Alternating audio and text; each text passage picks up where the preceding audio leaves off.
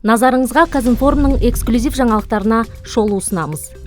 Елге келген қандастардың неше пайызы еңбекке жарамды? Казинформның бұл сауалына Еңбек және халықты әлеуметтік қорғау министрлігі жауап берді. Министрлік мәліметінше, биыл 2800 этникалық қазақ қандас мәртебесін алды. Олардың жартысы Қытайдан, 32%-ға жуығы Өзбекстаннан, 7%-ға жуығы Түркменстаннан, 6,5%-ы Монғолиядан, 4%-ға жуығы Ресейден және 1%-дан астамы басқа елдерден келген. Ведомство мәліметі бойынша, еңбекке қабілетті жастағы қоныс аударушылардың 17%-ға жуығы жоғары білімді, 21%-дан астамы орта кәсіби білімді, 55%-дан астамы жалпы орта білімді, ал 6,5%-да білім жоқ. Айта кетсек, 1991 жылдан бері 1,131,000-нан астам этникалық қазақ тарихи отанына оралды.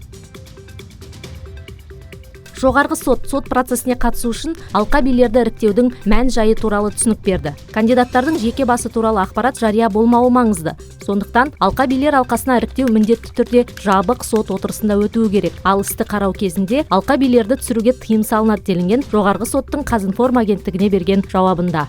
Алқа билер сотында қылмыстық топтың әрекеттері, экстремистік немесе қылмыстар туралы істер қаралмайды. Бұл тыйым алқа билерге жасалуы мүмкін қысымға тосқауыл қою үшін енгізілді. Өйткені қылмыстық топ мүшелерінің саны тым көп болуы мүмкін. Және іс қаралған кезде барлық қатысы бар адамдар ұсталмауы ықтимал делінген жоғарғы сот ақпаратында. Соңғы 100 жылда планетаның кей аймақтарындағы ауа температурасы 4 градусқа дейін жоғарылады. Жаһандық жылынудың негізгі себебі парниктік газдар. Температураның жоғарылауынан табиғи апаттар тұрақты түрде жиілеп келеді. Сол себепті басқа елдер сияқты Қазақстан да 2060 жылға қарай көміртегі бейтараптығына қол жеткізуді мақсат етеді. Ал оған қол жеткізу үшін Қазақстанға $610 миллиард инвестиция қажет. Жасыл несиелер ел экономикасын көтере ала ма? Және бүгінде Қазақстанда тұрақты қаржы нарығы қалай дамып жатыр? Бұл мәселені Казинформ шолушысы Рахиля Тілеуова зерделеп көрді.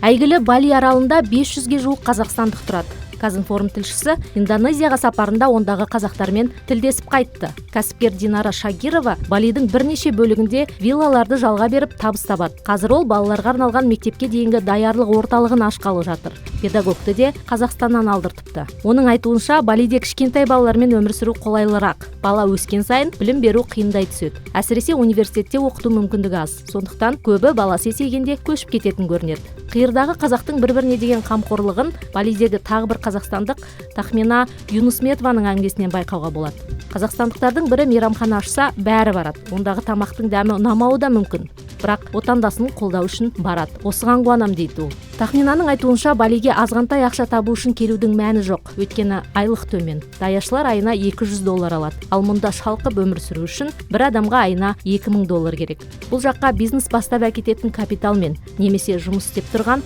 онлайн басқаруға болатын дайын бизнеспен келу керек.